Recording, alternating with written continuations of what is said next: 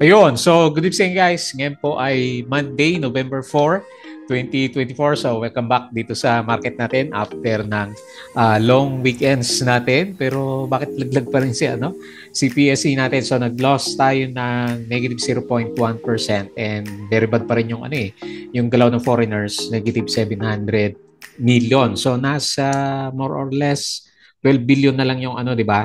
Net foreign buy dito sa market natin. Pero mukhang maganda nga yung itsura ng candle natin. Mapula siya, maliit lang naman, negative 0.1%. Pero parang daw G yung kandila natin. Ayun, so hopefully ito na yung sign ng reversal ng market after na magkaroon tayo ng continuous drop from the last 2 weeks of trading natin, especially from last Thursday kasi nga nagkaroon tayo ng long weekends. Tapos siguro kasama na rin sa sentiment, maganda yung sentiment ng US stocks natin. Medyo nag-bounce na rin sila isang araw nung Friday tapos yung pre-market nila is berde din yung nakita natin sa kanya. So hopefully i-follow natin yung galawan ng US market. Pero bad pa rin kasi nga lumalabas yung foreigners dito sa market natin. Tingnan natin, malay mo merong bumalik bukas na mga foreigners. So nag-close tayo 7,136 and nag-close nga ng negative 0.1%. And then finally, nagkaroon ng trending stocks natin na puro berde, no? Halos berde. Lahat, maliban dito sa mga blue chips. Medyo pangit yung galaw ng mga ibang mga blue chips natin. Pero si dito, ayan, finally, number one dito sa trending stocks natin. Nag-upsurge siya kasi ng 7.34%. So hindi na natin to pinapansin last time, di ba? Kasi sabi nga natin, hindi na natin alam yung yung range ng stock price offering o follow-on offering na gagawin niya. Pero parang meron yata siyang isang malaking investor na papasok dito. Hindi ko nabuksan yung balita eh. Tapos parang si Mr. Dennis Uy is parang hindi na yata siya yung magiging majority ng may hawak ng shareholders nandito natin. So parang yun, may papasok na bagong investor kay dito natin. Kaya medyo gumagalaw yung price action natin sa kanya. So meron siyang net foreign buy na 1.44 million. Tapos pangalawa sa listahan natin, si Macro Asia pa rin, no? Hindi pa rin nawawala sa top trending stocks natin. Nag-up din siya ng 1.48%. Parang pa-breakout pa nga yung candle nito. Tapos meron tayong 1.32 million net foreign buy, MRC, another green. So 3%, unti-unti umakyat na rin to, no? Meron siyang 679K net foreign buy. Tapos ito yung mga bumagsak, si Converge, laki na drop Negative 4.47 million, pero malit lang, negative 6 million yung net foreign sell. Kaya lang, siguro naubos na yung foreigners. Kaya mabilis bumagsak. Si Plus, eto, nag-up siya. 3.48% pero net foreign sell. Negative 17.4 million net foreign sell nga po siya. And then, SMPH, kasi tinamaan yung mga properties, negative 3.4%, 146 million net foreign sell. Ayan, so medyo mahina pa rin yung mga big caps natin. Pero sa mga small caps, ramdam natin, meron na nga mga gumalaw ng mga alaga natin doon. Okay? So disclaimer pa rin guys, as usual, yung mga viewers natin, yung ating review is for education purposes lang po ito. So huwag niyong gagamitin yung vlog natin as a reason para mag-buy, sell, or hold ng stocks. Meron po kasing risk na involved sa market. Due diligence lang po kung anong stocks yung gusto mong bilhin. And then follow mo lang po ako dito sa ating Palabi Trader na YouTube channel, yung mga hindi pa po nakasubscribe para updated ka sa mga reviews natin, good or bad times sa market natin. So nasa bad side tayo ng market ngayon. And then kung gusto mo sumali, so dito yung ibang mga members natin, kung gusto mo sumali sa trading group, meron tayong community naman dito. So pwede kang mag-join na lang po dyan. Okay? So yung mga nakasubscribe, maraming salamat po sa mga usual viewers. Mga company reviews, so si top line, di ba, yung bago nating IPO. So siya yung confirmed na papasok dito sa market. Profit or loss, mga sample trades, basic indicators. So nag-aral ka ba over the long holidays? O nagpahinga lang, di ba? And then bumisita. So check mo yung mga indicators, fundamentals, yung mga risk management, plus yung mga basic na PSE stock market studies. Okay? And then follow mo ako dito sa ating Palaboy Trader, crypto ko to para sa mga play to earn games naman natin. So social media, Facebook account na Palaboy Trader. Ayan, check mo na lang po yan. Tapos dito sa Facebook page na Palaboy Traders. Sa mga articles natin, Bodega Peak, local market, US, and crypto. Tapos sa Twitter, ano ba yung summary ng market? Okay, so actually very bad pa rin yung summary natin. Pero pampalubag-loob nga, maganda yung kandila na nilabas sa market natin. Pero ang dami palang bumagsak dito. So finance, negative 0.89%. Si property, negative 1.35%. And pinakatinamaan sino kaya dito sa mining? Hindi ko nakita eh. 1.93%. So very bad pa rin.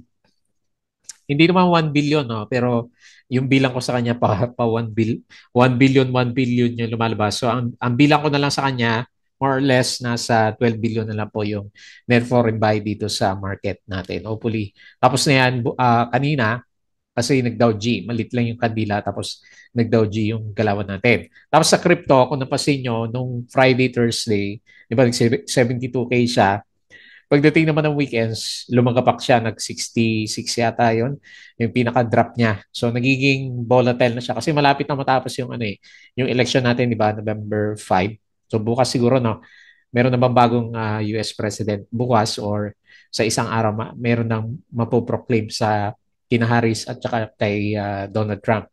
Sino ang boboto mo, Harris o si Donald Trump? So, sa crypto, para sa kanya is si Donald Trump. Pero very close daw yung yung labanan. Ayan. So short-term pullback sabi ni Investa, si Dodge, Ray Bitcoin, TRX at saka si PAXG. Ayan, PAXG. Tapos may statistics na nilabas dito sa Investa. Hindi ko alam kung saan galing to. Ang sabi niya, 1.27% of Filipinos invest in stocks. Siguro ang sinasabi niya dito is local stocks, di ba?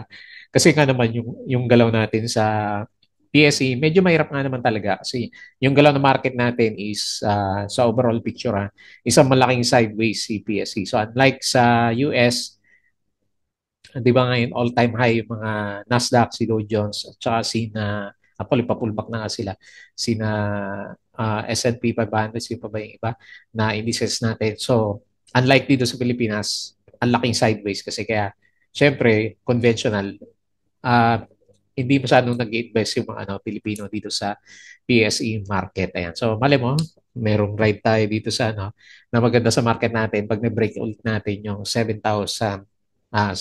Kasi wala masyadong promising na galaw yung majority ng mga stocks. Okay? Foreign funds bought, AUB, East West, Alter, Manila Water, ay nagbalikan na. SCC, EMI Keeper, DMC, JT Cap, pero mas marami yung lumabas na. A-Rates, MRC Globe dito at saka si Macro Asia. So nag-close tayo 7,136.10. Hopefully, yan yung tamang Dow G. Kailangan natin ng green candle for tomorrow's trading natin. Foreign funds sold, BDO, BPI, CBC, Metrobank, ASEN, APF, GEN. Nag-aantay din siguro sila sa eleksyon. No? MER, SPNEC, CNPF, DNL, CIC, AC, Aboites, AGI, Costco, Ali, CRIT, MEG, Emirates, TEL, at saka si Converge. Okay? So, Nvidia, ayan. So, siguro ito yung catalyst sa US market. Kaya maganda yung futures na pinapakita kasi masasali siya sa Dow Jones Industrial Average. Ayan. So, ito yung isang pinag-usapan ngayon, si Nvidia ulit. Okay, so ito yung closing natin kanina. Dinali tayo ni Converge. Ang lalaki ng drop. Minus 4.47%, SMPH minus 3.43%, Pure Gold minus 2.9, PLDT 2.1. So yung mga bigati nag-drop. Si nickel pala. Sa mining, negative 1.46. And ASEN is nag-drop na negative 1.41. So, sobrang dami ng mga blue chips na nalaglag for today's trading natin. So, ito yung mga nagberde, si ICT, lumaban siya, 2.27%, SM 1.91%, si Ali 0.92%, Aboites 0.86%, and URC 0.36%. Ayan. So, mas marami yung mga losers ng big caps dito sa market. Pero sabi dito ni DA Market kanina, naggalawan yung mga Asian stocks natin, mamaya silipin natin. Matataas nga yung galaw nila. Kasi 3 araw na rin yata ito na nagko-correct dito sa Asian markets. Philippine Business Bank, up siya ng 57%. Philippine Savings Bank, up siya ng 19%. Diba? Mga banks yung panalo dito sa market. IPO alert, si Topline.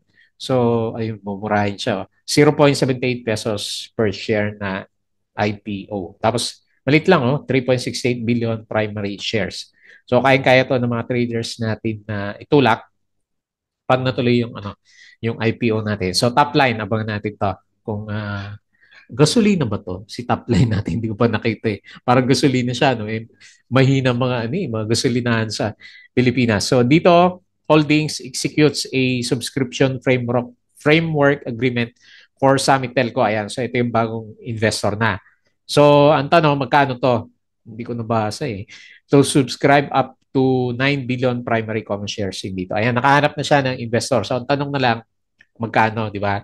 Or pwede rin siyang mag-rally for the short term kasi meron ulit mag-invest kay dito natin. Dati may nag-invest sa piso, di ba? So ngayon, magkano kaya bilhin netong si Summit Telco natin? Okay, so top story, CIC profits buoyed by cost savings. May article dito si Ma'am April, mga renewable energy stocks. So Philippine Business Bank, okay na yan. How the PH companies perform in third quarter. Ito yata yung mga stock call picks nila. Ayan. So halos okay naman lahat yung mga Pero puro banks kasi yung nandito. Eh panalo yung mga bangko natin, di ba? So inflation likely accelerated in October kasi nga gawa nga po ng bagyo. Di ba? Siyempre bagyo yung pinaka main cause natin diyan. Uh, okay, 6% sales volume growth seen by Mayor. SMPH 2025 CapEx send at 110 billion. Video Unibank target price ni Philstock is 176. Okay, so bakit ka nag-drop? SMPH, SPNEC has achieved over 70% completion in Terra Solar project. Okay.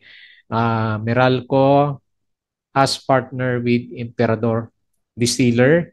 Cebu Pacific is on track to finalize its expected aircraft deliveries. Meralco anticipates 6% growth. Share buyback, Robinsons, at saka si AGI. Ano to? This diversified conglomerate plans to spread the 1 billion it will raise from this stocks right offering across a lot of projects. Si Pinma, meron siyang SRO at 20 pesos per share. Converge is reducing its capital expenditure for 2025. Semirara Mining aims to achieve gold production. Hindi ko nakita si SCC kanina na gumalaw. Pero last week, di ba, medyo maganda yung galaw naman niya. And then yung mga news last week. Okay? So, wala tayong nakita na negative news. Hopefully, good catalyst plus yung upcoming na parang magandang opening ng US market naman natin. Okay? So, November na ulit. Ayan. Wala tayong countdown ng hindi ko nakikita si Jose Marichan sa mga post natin. So siguro dahil nga sa nabagyo tayo nung October. Okay? So guys, yung mga gusto sumali sa trading group, so tama-tama start of the month tayo. So pwede kang mag-check dito sa Patreon natin. So kung gusto mag-support, okay din lang. So para to sa mga traders sa Philippine markets natin. Okay? So check mo lang po yung Patreon. Ayan. So punta tayo dito sa galawan ng market natin. So finally, nakakita tayo ng malit na kandila. Kasi last week, 1, 2, 3, 4. So ang lalaki ng mga kandila natin tapos puro drop pa yung galaw ng market natin. So nagkaroon siya ng konting bounce sa ba to? 7,100, no? Okay, so 7,100 na support level natin. So tinitingnan ko na nga nung nagre-review ako dito kahapon. So parang 7,000, di ba? Nung gustong i-retest talaga ni PSC natin. Pero nag-Dow G siya kanina, hindi pa yan reversal, syempre. Masabi lang natin na reversal kapag nagkaroon tayo ng green candle siguro bukas or for the coming few days. Kasi yung pinaka-indicator natin, pababa pa rin naman, di ba? Pababa pa rin. Plus, may kasamang pang-buhos na 777.98 million at foreign sale. So maliit lang yung close niya ngayon, naglawan, pero lahat ng indicators medyo mahina pa. Kaya kailangan natin ng bounce bukas plus at least kahit pa paano may makita tayo na bumalik na konti dito sa foreigners. Pwedeng mag-settle siya dito sa 7,100. Pero pag medyo mahina pa rin, wala pa rin tayong foreigners na uh, nag-stabilize dito sa market, 7,000 na yung pinaka natin. pinaka-chart natin sa kanya. So, meron ba tayong makita sa pattern niya? Na-break na niya kasi yung ano uptrend channel niya, di ba? Ito, last time. So, nagkaroon na siya ng breakdown. So, either sideways na lang or magpo-form ng lower high si PSE natin. Okay. So, titingnan natin or higher low pala kung magpo-form ng higher low formation si PSE. So, tingnan natin for the coming few days. Regardless siguro, medyo malapit na rin yung bounce natin kasi halos nasa oversold condition na si PSE. Kung meron pa rin siya mga negative news na darating or US market, ano mangyari sa election nila, so pwede pa tayong magkaroon ng retest dito sa 7,000 which is siguro pwede na yan, no? Kasi psychological support ng market natin. O pwede na rin yan kasi November 4, November 5 is matatapos na yung election sa US market. Hopefully mag-bounce na si PSE natin. Kaya best case scenario is babalik tayo sa sideways channel po ng ating market. Okay? So tingnan natin. Very interesting yung galaw ng kandila natin for today's trading naman. Okay, so tingin na lang tayo dito sa mga big movers ng market. Si Aslag, tinitig si Aslag. Oh. Nag-up siya ng 10.6%. Panalo, no? Meron siyang dividends tapos pumitik na 10% yung galawan. Congrats! Kahit pa paano, meron na tayong mga nakikita na sumisipa. Si 7-Eleven, ang tataas pa lang ng galawan ngayon, ha? 8.22%. Si dito, 7.34. Kinain niya yung ano, ha? Okay, so biglang ano siya? Biglang nag-spike yung ano, nung meron na siyang investor na lumabas sa mga balita. DFNN, 4.38%. Si XG, pumitik din to kanina, 4.3%. Ani, nag-bounce na 3.64. Si OV, okay, so mining to, no? Nag-up siya ng 3.53. Si Plus, parang mahina pa rin, no? Pero nag-up siya 3.48% MRC. 3%, ito yung ano, daan-daan umakyat. Si RCI, nabuhay ulit, 2.87. Ang dami nag-bounce ngayon, ha? CLI, 2.5. Sino pa? Now, nabuhay din. Si Home, 1.45 pero nauntog pa rin si Home natin. Si REC, managap siya 1.25 pero bumagsak na rin pala yung ano yung price action nito. Okay. So yun po yung mga movers. Dito tayo sa losers. Ever Gutesco, ayan, binawi din yung ano. So non-trap si ano si Ever minus 15%. Laki laki ng drop, no. Si hanap tayo may volume, ha. Converge, so minus 4%. SSI, ay hindi, maliit lang yung volume. Si Meg, laki ng drop ni Meg, ah. Okay, so malaki din naman yung dividends niya. 4.33%. So kaya pala laglag yung ano, mga property stocks natin. PX, ayan, oh, nag-drop na rin siya. Si APX kaya minus 3.6%. Pure Gold, nag-breakdown na rin. 2.9%. Si sino pa? OGP, ano siya, nag-close the gap, no? Laking drop na kandila. Negative 2.4%. Cebu, minus 2%. Ang dami pa rin laglag. Okay, so marami pa rin yung ano, mahina dito sa galaw ng markets natin. Okay? So, tingin tayo dito sa US US market. Okay? So, medyo maganda yung ano, kahit pa paano, yung futures, yung futures nila no Friday, okay siya. Ito, malalakas yung galawan. Tapos yung or rather yung closing nila last Friday. Tapos yung futures natin ngayon, medyo okay naman siya kahit pa paano. Siguro ito si Dow Futures Akyat to, gawa ni Nvidia. So 0.06%. Tapos S&P is 0.17, Nasdaq is 0.13%. So ngayon dito sa European markets yan. So halos paberde na rin siya.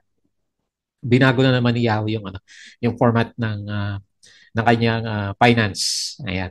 Tapos dito sa Asian markets, nag-drop sa India at saka sa Malaysia. Pero majority is nagberde. Ayan. So, conducive pala yung, ano, yung trading natin for today's trading. Hopefully, ganyan din yung galaw natin for tomorrow's trading natin.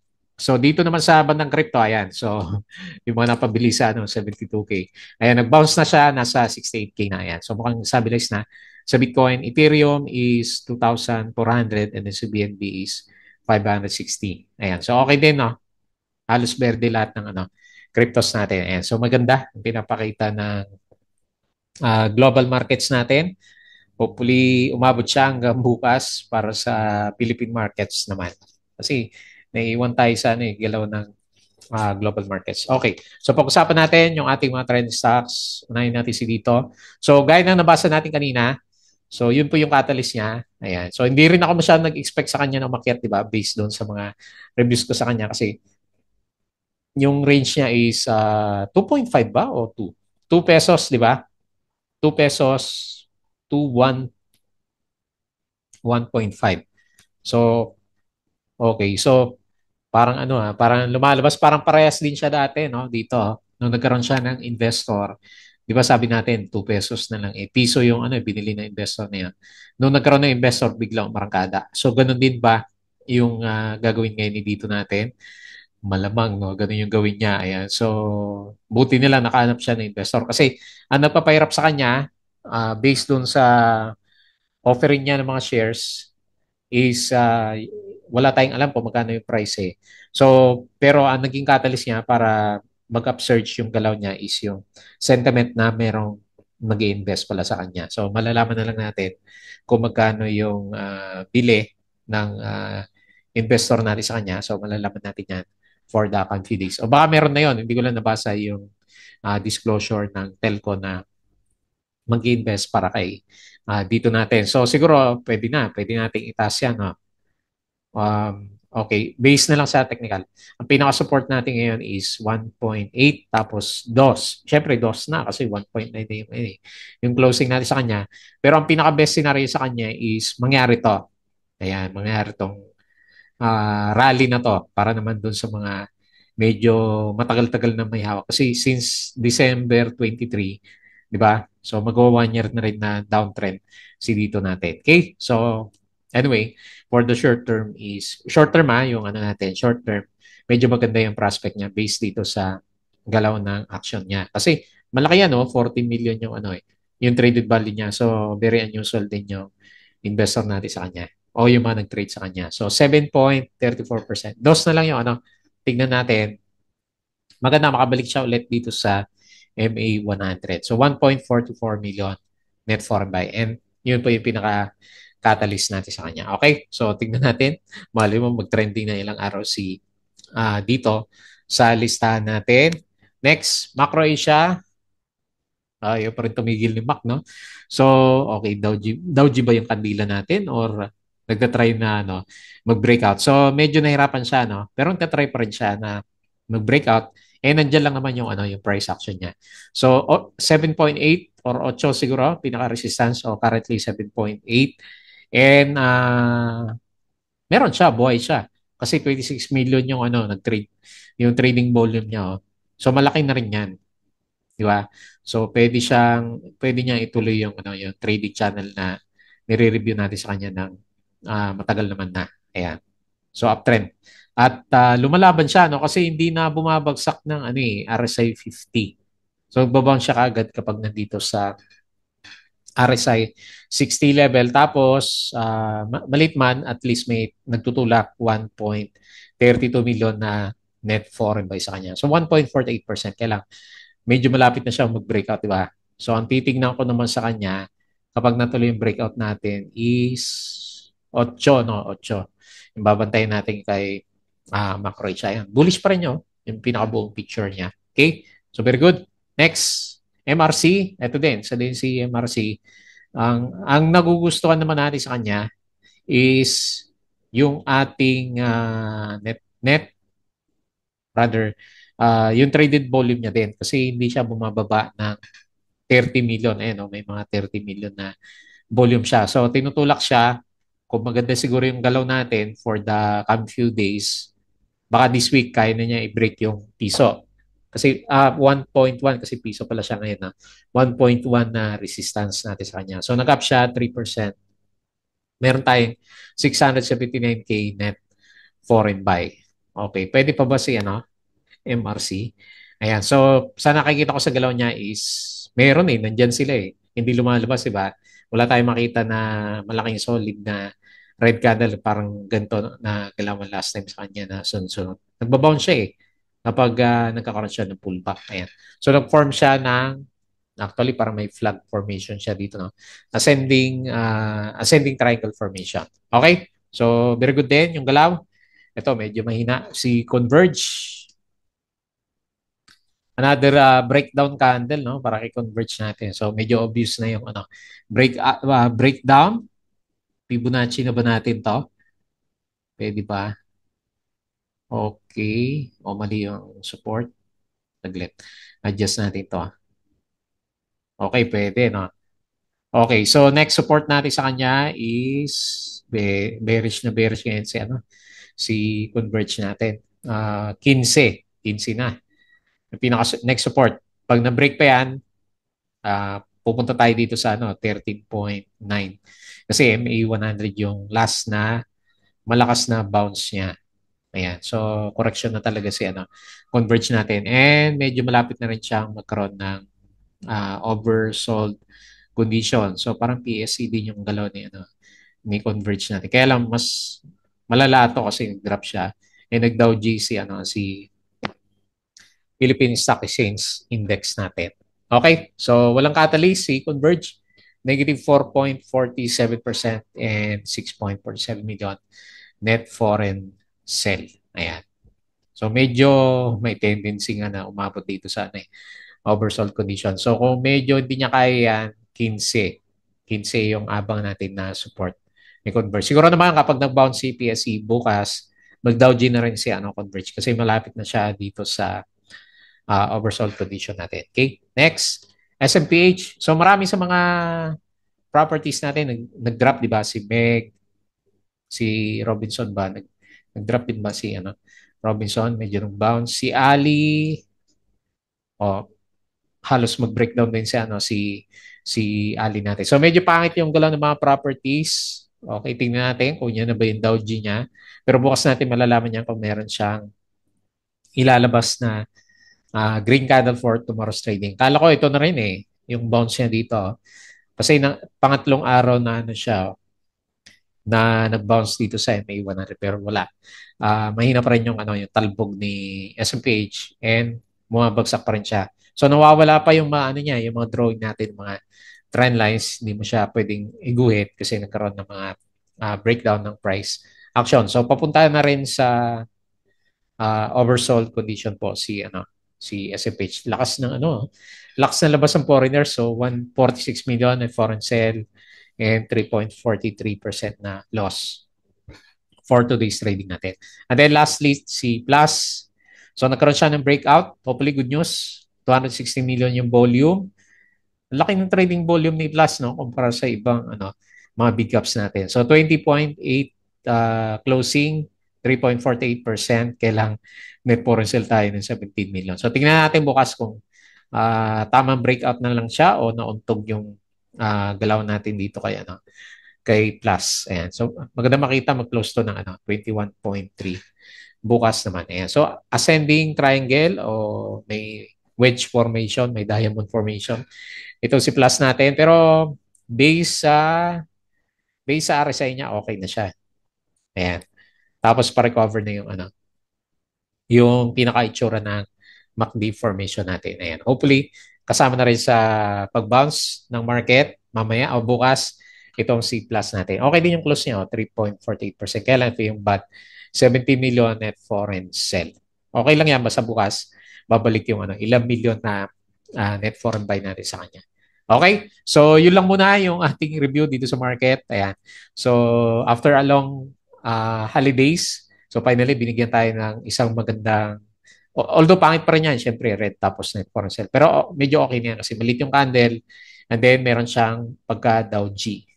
Huwag lang masusundan ng red candle bukas. Ayan. Kaya bantayin natin kung ano yung galaw ng US market naman natin mamaya po. Okay, so yun lang muna yung ating review for today. So bago tayo mag-close, please don't forget to subscribe sa channel po natin. Kung gusto mo join ka sa group para meron kang guide, crypto ko to, follow mo na lang Facebook account, Facebook page, Bodega Peak, Twitter, and Patreon sa mga gusto ng guide sa trading sa Philippine markets. Sali lang po kayo dito. So yun lang, maraming salamat. Kita po ulit tayo bukas.